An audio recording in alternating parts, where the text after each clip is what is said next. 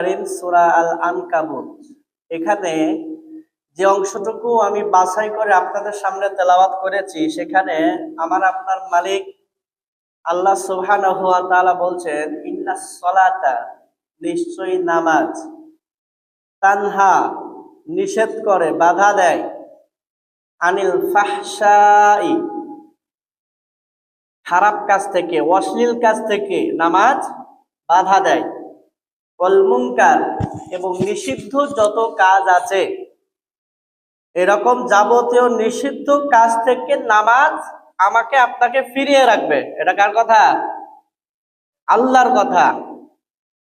তাহলে কথার ভিতর কথা যেটা, সেটা হচ্ছে যে নামাজ তো আমরা কম বেশি সবাই পড়ি, কম বেশি সবাই নামাজ আমরা আদায় করি, এরপরেও আবার আমাদের গুনাহের সাথে সম্পর্ক আছে, তাই না? হারাম কাজের সাথে আমাদের সম্পর্ক আছে। তাহলে এখন কথা হইল, আল্লাহ বললেন যে নামাজ মানুষকে খারাপ কাজ থেকে, অন্যায় কাজ থেকে, নিন্দনীয় মন্দ কাজ থেকে নামাজ ফিরায় রাখে, নামাজ বাধা দেয়। আমরা নামাজও পড়তেছি, সুদও খাইতেছি, নামাজও পড়তেছি, ঘুষও খাইতেছি, নামাজও পড়তেছি, আর একজনের আইন ছেলে নিয়ে জমিনের ওই কিনারে লাগাই দিতেছি, আর একজনের সম্পদ জোর করে নিচ্ছি, আবার যাত্রা পালার গানেও যাই, নামাজও পড়ি।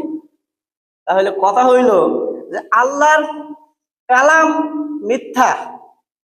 নাউজুবিল্লাহ। এটা কি হইতে পারে? আল্লাহর কালাম মিথ্যা হতে পারে না। তার মানে বোঝা যাচ্ছে যে হয়তো আমাদের নামাজ আল্লাহর কাছে কবুল হচ্ছে না, আমাদের নামাজ আল্লাহর কাছে কবুল হচ্ছে না। আল্লাহর কাছে আমাদের নামাজ গ্রহণযোগ্যতা পেলে ওই নামাজ আমাদেরকে অবশ্যই গুনাহ থেকে ফিরায় রাখবে। তাহলে আল্লাহর কালামের মাঝে সমস্যা না, আল্লাহ যে বললেন এটা অবশ্যই সত্য। সমস্যা কোথায়? আমার আপনার নিজের মাঝে।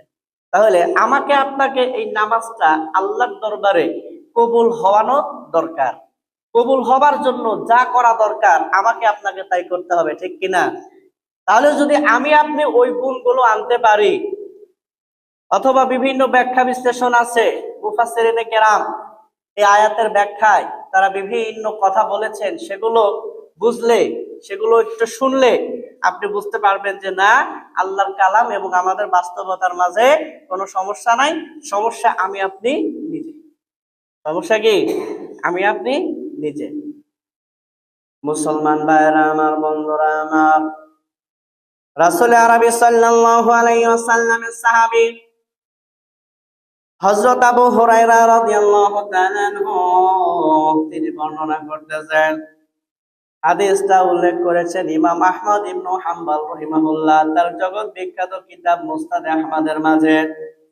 সেখান থেকে হাদিসটা উদ্ধৃতি দিয়েছেন আল্লামা ইমাদউদ্দিন ইবনে কাসির রাহিমাহুল্লাহ তার জগৎ বিখ্যাত তাফসীরের কিতাব তাফসীর ইবনে কাসির। এখানে তিনি হাদিসটা এনেছেন, আল্লাহর নবী সাহাবী আবু হুরায়রা রাদিয়াল্লাহু তাআলা আনহু আল্লাহর নবীর কাছে এমন একজন লোকের কথা বললেন। সাহাবারা আমার নবীর কাছে এমন একজন লোকের কথা বললেন। আবু হুরায়রা রাদিয়াল্লাহু তাআলা আনহু ডাক দিয়ে বলেন, বিশ্ববাসী শুনে নাও, আল্লাহর নবীর কাছে এমন একটা লোকের কথা বলা হলো, যে এই ব্যক্তি রাতের বেলা নামাজ পড়ে, আবার দিনের বেলা চুরি করে, দিনের বেলা নামাজ আদায় করে, আবার রাতের বেলা চুরি করে। তাহলে একদিকে নামাজ আদায় করার দ্বারা তার আমলনামায় যেমন সওয়াব চলে যায়, আবার ঠিক তেমনি ভাবে চুরি করার গুনাহও তার আমলনামায় যায়।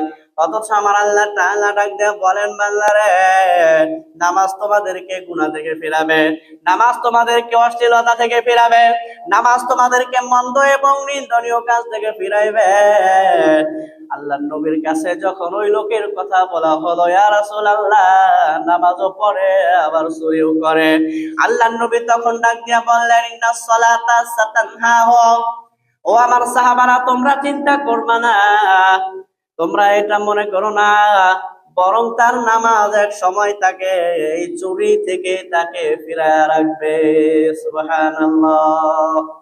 তাহলে মুসলমান ভাইরা আমার, বন্ধুরা আমার, আল্লাহর নবী বুঝাইলেন, নামাজ যদি ঠিক হয় তাহলে নামাজের কারণে তার যাবতীয় গুনাহগুলো বন্ধ হয়ে যাবে।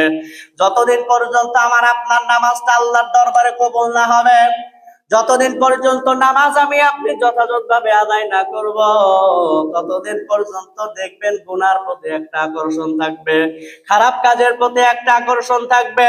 কিন্তু যখন নামাজের হক আদায় করে যথাযথভাবে আমি আপনি নামাজ আদায় করব, তখন দেখবেন নামাজের কারণে গুনাহের প্রতি আমার আপনার মনের ভিতরে একটা বিতৃষ্ণা হয়ে যাবে। বলেন আলহামদুলিল্লাহ। মুসলমান ভাইরা আমার, বন্ধুরা আমার, আবুল আতাহিয়া রহিমাহুল্লাহ তিনি বলেন, এই নামাজগুলো আমরা যে আদায় করি, এই নামাজ আদায়গুলো আল্লাহর দরবারে গ্রহণযোগ্য হবার জন্য তিনটা গুণ থাকা দরকার। কয়টা? আরো জোরে বলেন কয়টা? আবুল আতাহিয়া রহিমাহুল্লাহ বলেন তিনটা গুণ যখন আমার আপনার নামাজের ভিতরে থাকবে, ওই সময়ে আমার আপনার নামাজগুলো আমার আপনার মালিকের দরবারে কবুল হয়ে যাবে। আবুল আতাহিয়া রহিমাহুল্লাহ বলেন নামাজের ভিতরে যে তিনটা গুণ থাকা দরকার, সর্বপ্রথম দরকার হলো আল ইখলাস। ইখলাস মানে হলো একনিষ্ঠতা, শুধুমাত্র আল্লাহর জন্য আদায় করা।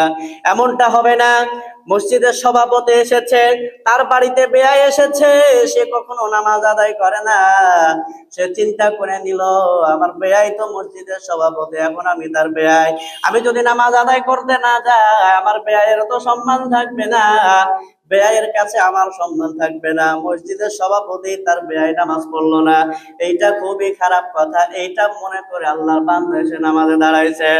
অথবা কেউ চিন্তা করেছে কারোর বাড়িতে ছেলেকে দেখার জন্য, মেয়ে পক্ষের লোক থেকে দেখানোর জন্য এসেছে, আসরের নামাজের আজান যখন দিয়ে দিল, ওই বাড়ির সন্তান মনে করলো এখন যদি আমি গিয়ে নামাজে দাঁড়াই, তাদের সাথে যদি আমি নামাজে দাঁড়াই, তারা সবাই তো এখন মনে করবে এই ছেলে তো নামাজি, এই ছেলে দিনদার, এই ছেলে ভালো। এইটা মনে করে এসে নামাজে যখন দাঁড়াইলো, এইটা কিন্তু আর আমার আল্লাহর জন্য হইল না, নামাজটা আমার আল্লাহর জন্য হইল না। একদিকে যেমন কোন বান্দাকে খুশি করার জন্য হলো, আর একদিকে আল্লাহর বান্দার মনোযোগ আকর্ষণ করার জন্য হইল। আল্লাহর নবী তিনি বলতেছেন আখাফু মা আখাফু আলাইকুমুশ শিরকাল আসগর ফাসুইলানহু ফাকালা রিয়া। নবীজি সাল্লাল্লাহু আলাইহি ওয়াসাল্লাম সাহাবাদেরকে বলেন, সাহাবারা রে, আমি তোমাদের জন্য সবচাইতে বেশি ভয় করি যেটা, সেইটা হলো তোমাদের মধ্যে ছোট শিরক থাকবে। ছোট শিরক, শিরকের বিভিন্ন প্রকার আছে। আল্লাহর নবী বলেন ছোট শিরক হবে। সাহাবায়ে কেরাম আল্লাহর নবীকে ডাক দিয়া বললেন, ইয়া রাসূলুল্লাহ, এই ছোট শিরক আবার কি? ছোট শিরক জিনিসটা কি যেটা আমাদের মধ্যে থাকবে? আল্লাহর নবী বললেন আর রিয়া। আল্লাহর নবী বললেন রিয়া, রিয়া মানে হলো লোক দেখানো, আল্লাহ ছাড়া আর কাউকে সন্তুষ্ট করার জন্য আল্লাহর অন্য কোনো ইবাদত করা। বলেন নাউযুবিল্লাহ। অনেক মানুষ দেখবেন মসজিদে এসেছে, যখন এলাকার কোনো গণ্যমান্য লোক আসে অথবা থানার লোকজন আসে, অন্য সময় তারা হুড়া করে নামাজ আদায় করলেও দেখবেন তখন খুব সুন্দর করে নামাজ পড়ে, আসে না নাই? তাহলে ওই সময় কিন্তু তার আর আল্লাহর সন্তুষ্টি থাকলো না। ইখলাস যেটা বলে, ইখলাস একনিষ্ঠতা, শুধুমাত্র আল্লাহকে খুশি করার জন্য, এইটা যখন নামাজের ভিতর নাই, তখন নামাজ কবুল হচ্ছে না। নামাজ কবুল হচ্ছে না। কারণ আমরা যারা বছরে নামাজ পড়ি 2 দিন, সপ্তাহে পড়ি 1 দিন, আমাদের অনেকের মনের ভিতরেও কিন্তু এই ইচ্ছাটা আছে যে সারা সপ্তাহ নামাজ পড়লাম না, আজকে শুক্রবারের দিন যদি না যাই তাহলে কেমন হয়, মানুষ কি বলবে, আব্বা কি বলবে, ছেলে মেয়ে কি বলবে, এইটা মনে করেও জুমার নামাজে আসে, ঠিক কিনা? তাহলে এইখানে যে আপনি জুমার নামাজে আসলেন, আমি আপনাকে নামাজ পড়তে আসতে নিরুৎসাহিত করতেছি না, আপনি অবশ্যই নামাজ পড়বেন, কিন্তু আপনার উদ্দেশ্য হওয়া দরকার যে এই নামাজটা আমার আল্লাহর পক্ষ থেকে ফরজ, আল্লাহ আমার জন্য ফরজ করে দিয়েছেন, আমি যদি এখন নামাজ পড়তে যাই আমার আল্লাহ খুশি হবেন, এইটা খুশি হয়ে আল্লাহ আমার গুনাহ মাফ করবেন, আল্লাহ আমাকে জান্নাত দিবেন। এই নিয়তে যখন আপনি নামাজ পড়তে আসবেন, তখন ওই নামাজটা শুধুমাত্র কার জন্য হবে? আল্লাহর জন্য। এখন আপনি চিন্তা করলেন যে বাবা মুরব্বী মানুষ, সপ্তাহে প্রতিদিন 5 ওয়াক্ত নামাজ পড়ে, আমি ছেলে শুক্রবারে একদিন না গেলে কেমন দেখা যায়, আব্বা কি মনে করবে, ছেলে মেয়েগুলা কি মনে করবে, আসছে শ্বশুর, শুক্রবারেও যদি না যায় শ্বশুরের কাছে তো মান ইজ্জত আর থাকে না, তখন এই নামাজটা আল্লাহর উদ্দেশ্যে আর থাকে না। আর আবুল আতাহিয়া রহিমাহুল্লাহ তিনি বললেন যে নামাজ কবুল হবার জন্য 1 নম্বর শর্ত কি? ইখলাস, একনিষ্ঠতা থাকা। কি থাকা? একনিষ্ঠতা থাকা, অর্থাৎ নামাজটা আদায় করা শুধুমাত্র কার জন্য? আল্লাহর জন্য। যখন এটা থাকবে আপনার নামাজ আল্লাহর দরবারে কবুল হওয়ার সম্ভাবনা বাড়বে। মুসলমান ভাইরা আমার, বন্ধুরা আমার, দ্বিতীয় যেই গুণের কথা আবুল আতাহিয়া রহিমাহুল্লাহ বলেন, তাফসীরে ইবনে কাসির আল্লামা ইমাদউদ্দিন ইবনে কাসির রাহিমাহুল্লাহ আবুল আতাহিয়া রহিমাহুল্লাহর কথাটা তিনি উল্লেখ করে দিয়েছেন, সেটা হলো তাকওয়া, আল্লাহর ভয়। আল্লাহর ভয় যখন আল্লাহর বান্দার অন্তরের মধ্যে থাকবে, বান্দা তখন খুবই সুন্দর করে নামাজ আদায় করবে। অনেক সময় দেখবেন বিভিন্ন জায়গায়, বিভিন্ন মসজিদে আপনি যখন ঘুরবেন, কিছু বান্দাকে আপনি দেখবেন রুকু থেকে সোজা হয়ে দাঁড়ায় না, সাথে সাথে আবার সিজদায় চলে যায়। দেখছেন না? সিজদা দেওয়ার জন্য উঠেছে, একটা সিজদা দিয়েছে, দ্বিতীয় সিজদার জন্য উঠবে, সে উঠে একটু সময় দেয় না, সাথে সাথে আবার সে নামাজের জন্য সিজদা দিয়া দেয়। এইখানে তার তাদিল আরকানটা কিন্তু ঠিকভাবে আদায় হয় না। ঠিক মতো আদায় না হলে নামাজ আদায় হবে না, নামাজ আল্লাহর দরবারে কবুল হবে না। কারণ ওই সমস্ত মানুষেরা যখন আমার আল্লাহকে ভয় করবে, আল্লাহ তাআলার ভয় যখন একজন নামাজি ব্যক্তির মনের মধ্যে থাকবে, তখন তার নামাজটা সুন্দর হবে, ধীর স্থির হবে এবং সুস্থতার সাথে হবে। খুবই সুন্দর করে আল্লাহর বান্দা নামাজ আদায় করবে। কারণ সে তখন চিন্তা করবে, মুসলমান, আমি তো আমার মালিকের সামনে দাঁড়াইছি, আমি আমার মালিকের সামনে দাঁড়াইছি, আমার মালিকের সামনে দাঁড়ায় আমি কেমন ভাবে, আমি আমার অন্তরটাকে বাঁকা করে কেমন ভাবে আমার মালিকের সামনে আমি অন্যায় করি। কথা বলেন ঠিক কিনা? স্কুলে যে ছাত্ররা পিটি করে, শীতকালেই তো বেশি করে, এই পিটি করার সময় ছাত্ররা যে দাঁড়ায় লাঠি দিয়ে মাঝখান দিয়ে স্যাররা লাঠি নিয়ে ঘুরে, তাই না? লাঠি নিয়ে যখন ঘুরে, এই লাঠির মায়ের খাওয়ার ভয়ে ছাত্ররা কিন্তু একেবারে সোজা হয়ে দাঁড়ায় থাকে, শরীর একদম নড়াচড়া করে না। সামনে থেকে যেমন ভাবে কমান্ড আসে, ওই পিটি করার সময় প্রত্যেকটা ছাত্র সেই কমান্ডই ফলো করে। হাত বলে সোজা করতে, ছাত্র হাত সোজা করে, হাত বলে বাঁকা করতে, ছাত্র বাঁকা করে, বললে বসতে বসে, বলে দাঁড়াইতে দাঁড়ায়। তাহলে এইখানে একজন শিক্ষককে ছাত্র অবশ্যই সম্মান করবে, করবে না?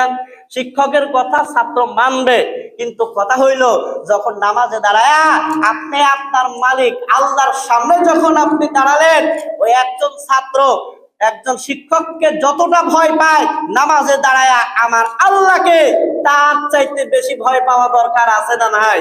আমার তো ভয় পাওয়া দরকার যে আমি নামাজে দাঁড়াইলাম, আমি কিভাবে সামনে তাকায় টাইলস গুনতেছি, এটা ভয় পাওয়া দরকার। নামাজে দাঁড়ায় তো এটা ভয় পাওয়া দরকার যে সামনের জন কিভাবে দাঁড়াইছে, পা উত্তরে একটা দক্ষিণে একটা, নাকি পা দুইটাই কেবলা মুখে আছে, এইটা দেখা তো আপনার দরকার নাই, আছে নাই? কিন্তু কিছু মানুষ এই কাজটা করে।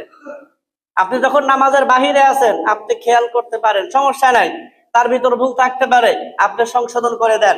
আপনার ভিতর ভুল থাকতে পারে, আপনি আরেকজনের থেকে সংশোধন করে নেন। কিন্তু নামাজে দাঁড়ায়া দেখা যাবে ডানে তাকানো যাবে, কে কি করে, বামে তাকানো যাবে, কে কি করবে, কিচ্ছু করা যাবে না। কারণ কি, ওই সময়ে যখন আপনি বলছেন আল্লাহু আকবার, তাকবীরে তাহরিমা যখন বেঁধেছেন, আসসালামু আলাইকুম ওয়া রাহমাতুল্লাহ, আসসালামু আলাইকুম ওয়া রাহমাতুল্লাহ, এই দুইটা লাইন বলার আগে যাবতীয় সব কাজ আপনার জন্য হারাম। এই হারামটা করছেন কে?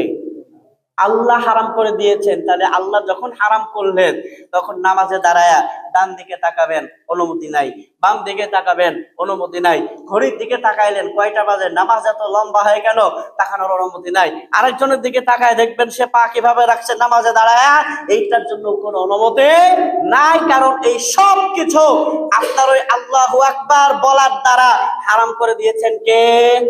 আল্লাহ। তাহলে আল্লাহ যখন হারাম করে দিল, তখন আপনার আর কোনো ইখতিয়ার নাই। যতক্ষণ আপনি সালাম না ফিরাইছেন, আপনি আর কিছুই করতে পারবেন না। আপনার নামাজের যে নিয়ম শুধু সেইটাই ফলো করতে হবে, ঠিক কিনা? তাহলে এইরকম আপনি আল্লাহর ভয় নিয়ে যখন আপনি দাঁড়াবেন, একনিষ্ঠ ভাবে আপনি আল্লাহর জন্য দাঁড়াবেন, আপনার নামাজ কবুল হওয়ার সম্ভাবনা আল্লাহর কাছে কমবে নাকি বাড়বে? বাড়বে। তাহলে এটা আমাকে আপনার ফলো করা দরকার আছে না? মুসলমান ভাইরা আমার, বন্ধুরা আমার, আবুল আতাহিয়া রাহিমাহুল্লাহ তৃতীয় যে গুণের কথা বলেছেন, যেই গুণের কারণে আল্লাহর দরবারে আমার আপনার নামাজ আদায় হওয়া আমার আপনার নামাজটা কবুল হওয়া, গ্রহণযোগ্য হবার জন্য আমার আপনার নামাজ যখন বড় দাবিদার হয়ে যাবে। 3 নাম্বার হচ্ছে যিকর, আল্লাহর স্মরণ। এইখানে যিকর দ্বারা বোঝানো হয়েছে কোরআন। আমরা নামাজ আদায় করি, কোরআন ছাড়া কেউ নামাজ আদায় করি কিনা? নামাজে যখন আপনি দাঁড়াইছেন, আপনি সর্বপ্রথম সূরা ফাতিহা তেলাওয়াত করলেন, এরপরে সূরা ইখলাস তেলাওয়াত করলেন, পরের রাকাতে সূরা কাউসার তেলাওয়াত করলেন, অথবা নামাজে দাঁড়ায় আলে ইমরান থেকে কিছু অংশ আপনি পাঠ করলেন, পরের রাকাতে আপনি সূরা ইয়াসিন থেকে কিছু অংশ পাঠ করলেন, কিন্তু আপনি কোরআন ছাড়া কিন্তু নামাজ আদায় করতে পারবেন না। কথা বলেন ঠিক কিনা? আমাদের নামাজের মধ্যে আল্লাহর জন্য ইবাদত করি, এটাও নাও থাকতে পারে, আল্লাহর ভয় নাও থাকতে পারে, কিন্তু কোরআন ছাড়া কেউ আমরা নামাজ পড়ি না। আলহামদুলিল্লাহ। তাহলে গুণ দরকার ছিল কয়টা? 3টা। আর আমাদের নামাজে আমরা গুণ পাই 1টা। তাহলে যখন আমার আপনার নামাজটা আল্লাহর দরবারে গ্রহণযোগ্য হচ্ছে না, গ্রহণযোগ্যতা আমার আপনার মালিক আল্লাহর দরবারে যখন পাচ্ছে না, তখন আমি আপনি গুনাহ ছাড়তে পারতেছি না। এবার আসে